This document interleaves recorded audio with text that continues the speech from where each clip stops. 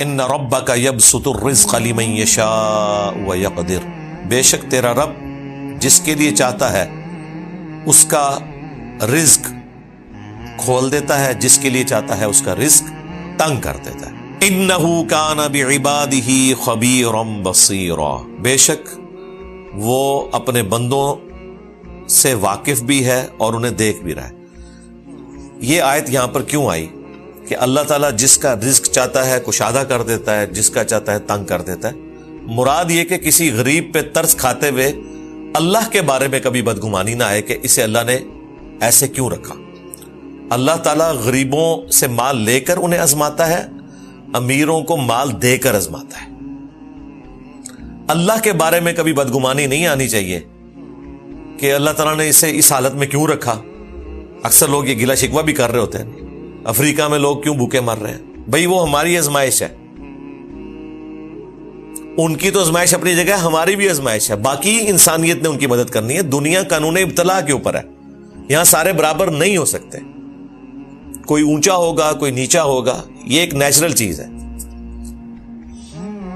پھر ساتھ اللہ تعالیٰ نے فرمایا کہ اللہ تعالیٰ اپنے بندوں سے واقف بھی ہے، انہیں دیکھ بھی رہا ہے، اسے پتہ ہے اس نے بندوں کو جس حال میں رکھا ہوا ہے۔ خدا گنجے کو ناخن نہ دے، ہم نے پھر دیکھا ہے کہ بعض لوگوں کے پاس جب پیسہ آتا ہے پھر وہ کس حالت میں پہنچ جاتے ہیں۔ اس سے تو بہتر تھا کہ ان کے پاس پیسہ نہ ہی آتا۔ اگر کسی کے پاس زیادہ پیسہ آنے سے وہ اتنا عیاش ہو جائے کہ اپنی آخرت کی زندگی کو برباد کر بیٹھے، تو اس سے تو وہ مڈل کلاس بندہ اچھا ہے جو 2 وقت کی روٹی مشکل سے لے کے چل رہا ہے، لیکن اس نے ہمیشہ کی زندگی اپنی آخرت کی بنا لی ہے، وہ تو بہتر ہے نا۔ اور یاد رکھیے گا یہ مال اور آخرت کی بربادی یہ آپس میں اس طرح جڑے ہوئے ہیں۔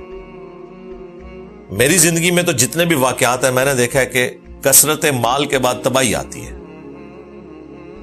یہ معجزہ ہے کہ کسی کے پاس مال ہو اور وہ آخرت کے معاملے میں اپنے آپ کو ٹریک پہ رکھے۔ میرے علم میں تو کوئی ایسا کیس نہیں ہے۔ جو آپ کو کیسز نظر بھی آ رہے ہوں گے وہ بس آپ کو ان کا وہ ظاہر والا معاملہ پتا ہوگا۔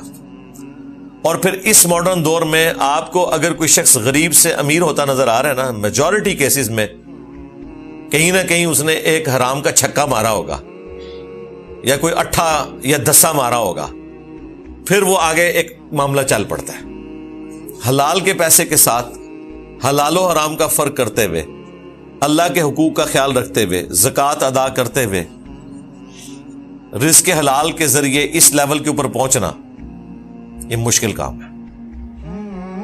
پھر وہاں پر پہنچ کر بھی اپنے آپ کو اللہ تعالیٰ کا باغی نہ کرنا اور اللہ کا حق ادا کرنا یہ بہت مشکل کام ہے۔ آپ کتنے کروڑ پتی ارب پتی لوگ ہیں، ان سے اگر پوچھیں نا کہ آپ کے ایسٹس کتنے ہیں جو کاروبار میں آپ نے کھپائے ہوئے، اب آپ بتائیں کہ آپ زکوٰۃ کتنی دے رہے ہیں، تو وہ آپ کو آگے سے بتائیں گے جی ہم تو حساب کتاب کے بغیر ہی اللہ کی راہ میں خرچ کرتے ہیں، اور وہ حساب کتاب کے بغیر اللہ کی راہ میں یہ خرچ کرتے ہیں کہ سال کے بعد ایک افطاری کروا دیتے ہیں، یا عمرے پہ جاتے ہیں مسجد نبوی میں اعتکاف بیٹھتے ہیں اور وہاں وہ ایک شام کو افطار کروا دیتے ہیں، وہ کہتے ہیں اللہ کی راہ میں ہم نے خرچ کر دیا۔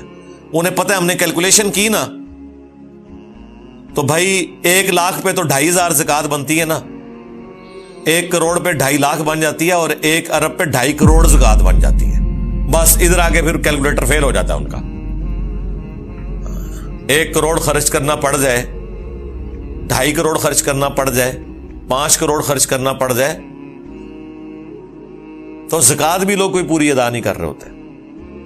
اسلام میں تو ہے کہ اس سے بھی زیادہ تم اللہ کی راہ میں خرچ کرو، لیکن جو ڈیٹم لیول پہ ہے 40واں حصہ یا 2.5% یہ بھی نہیں لوگ دے رہے ہوتے ایمانداری کے ساتھ۔ یہ بہت مشکل کام ہے۔ لہذا بخاری مسلم میں جو حدیث ہے کہ اے اللہ محمد اور آل محمد کو بس اتنا ہی رزق دینا کہ ان کی روح اور جسم کا رشتہ برقرار رہے، ان کی سانسیں چلتی رہیں، اس دعا کو آپ ہلکا نہ سمجھیں۔ نبی علیہ السلام نے یہ دعا اسی لیے کی کہ آپ کو پتہ ہے کہ اس کے ساتھ فتنہ جڑا ہوا ہے۔ پھر نبی علیہ السلام نے پوری امت کے لیے رول ماڈل بننا تھا، اس لیے آپ نے غریبوں کی زندگی کو اختیار کیا، کیونکہ میجورٹی تو فقر کی زندگی گزارے گی۔ آج بھی دنیا کی 50% سے زیادہ دولت جو ہے وہ 50 بندوں کے پاس ہے، باقی پوری دنیا کی دولت جو ہے وہ ڈسٹریبیوٹڈ ہے۔ پاکستان میں بھی آپ دیکھ لیں میجورٹی تو پاورٹی سرکل سے نیچے ہے, بیسک نیڈز بھی ان کی پوری نہیں ہو رہی ہیں. اور یہ پچھلے آلموسٹ کوئی 7-8 سالوں میں تو مڈل کلاس بھی اب پاورٹی سرکل سے بھی نیچے چلی گئی ہے. امیروں کی چیخیں نکل گئی ہیں. ہاں بہت امیر جو ہے وہ فائدے میں ہے, کیونکہ یہ سارے کے سارے سسٹم کے بینیفیشری اس کیپٹلزم کے وہ ہو رہے ہیں, سرمایہ دارانہ نظام. اسلام میں 100% اس کی مخالفت نہیں ہے. ہم سوشلزم کو سپورٹ اس حوالے سے نہیں کرتے.